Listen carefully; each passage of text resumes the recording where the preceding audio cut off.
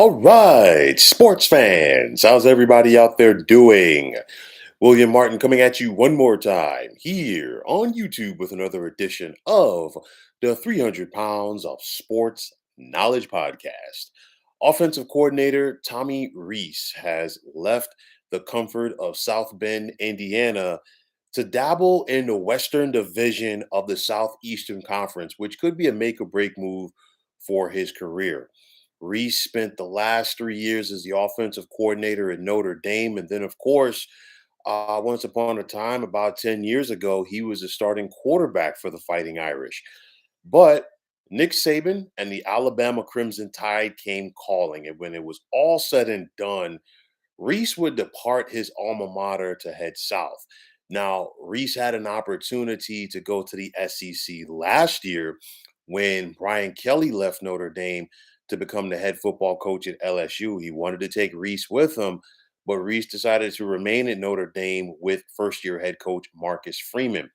Now, and going to the SEC with Alabama, Reese is in the hornet's nest as each move that he makes at Bama will be under the spotlight even more than it was at Notre Dame. And I say that because both Notre Dame and Alabama are national brands. But the expectations for both of these blue bloods right now is totally different. As right now, Notre Dame is hopeful to make a New Year's Six bowl game and possibly get to the college football playoff. While anything short of winning the national title right now is a disappointment in Tuscaloosa. Now, at Alabama, Saban can be hard on his assistant coaches, and some of the guys who have worked for Saban have gone on to be head coaches, while others have been unable to hang. Now, for Reese, he's called the plays for Notre Dame in each of the last 3 years, and under him, the Fighting Irish have dipped a little bit each year in their yards per game. You go back to 2020, Notre Dame was 25th in the nation in yards per game, 41st in 2021. And then this past season, they were 60th. But Reese is 31 and 8 and calling plays as far as games that Notre Dame has won and lost since he's been the offensive coordinator.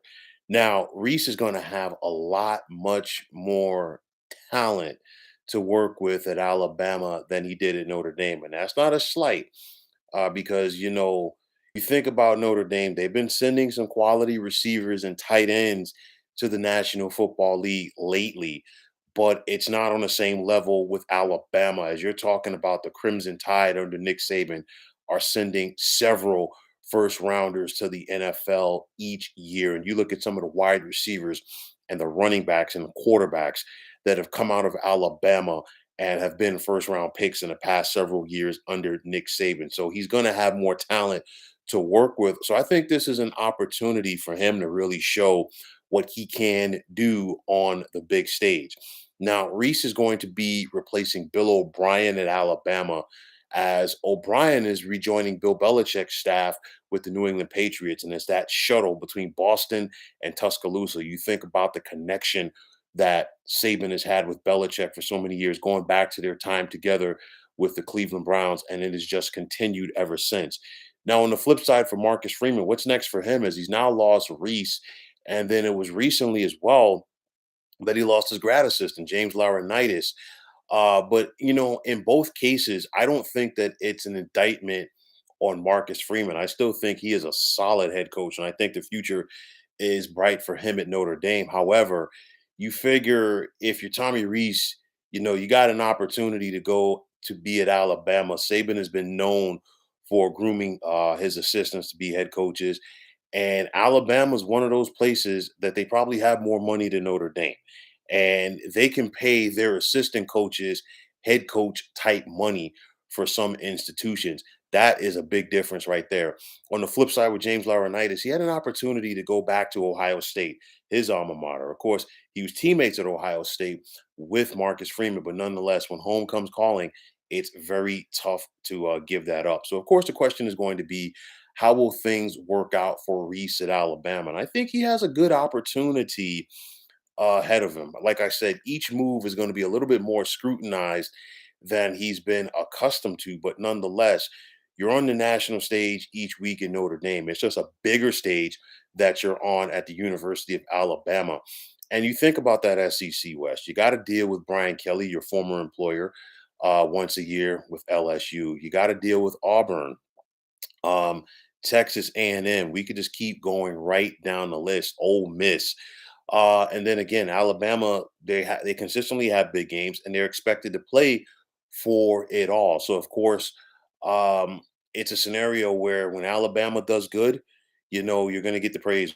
When Alabama loses a game, especially a big game, the finger pointing and the head scratching is going to begin as well. So that's going to be important for Reese to roll with the punches. But at the end of the day, it's a production driven system. It's a production driven job. You got to put in points if you're Reese calling the plays at Alabama. And most importantly, you have to be able to help this team win games and develop your talent as well. So those are going to be three big things right there. But nonetheless, I think Reese should be able to have success there. He's a young mind. Again, not to sound like a broken record, but Saban has been known as far as developing head coaches. You just look around the SEC at some of the guys such as Lane Kiffin and Kirby Smart, who spent time on Saban's staff. And pretty soon, you could say Steve Sarkisian when Texas joins the SEC in a couple of years. But nonetheless, it's one of those where very rarely do you see a guy leave his alma mater in a position like Tommy Rees had. But nonetheless, the spotlight is going to be on him at Alabama, and I don't think that he will waver under the pressure. So, folks, that is going to wrap it up. And as always, I want to take this time out to thank you for tuning into the 300 Pounds of Sports Knowledge podcast here on YouTube. I want to take this time out to thank all of you fine folks out there for tuning in. And if you have not already, please feel free to subscribe to this channel. Now, if you are on Twitter, please feel free to follow me at 300 Pounds of Sports. And like I always say, if you follow me, it will be my pleasure to follow you right back. There is also the Sports Discussion Group on Facebook at the Sports Depot 365. Now, you can check it out.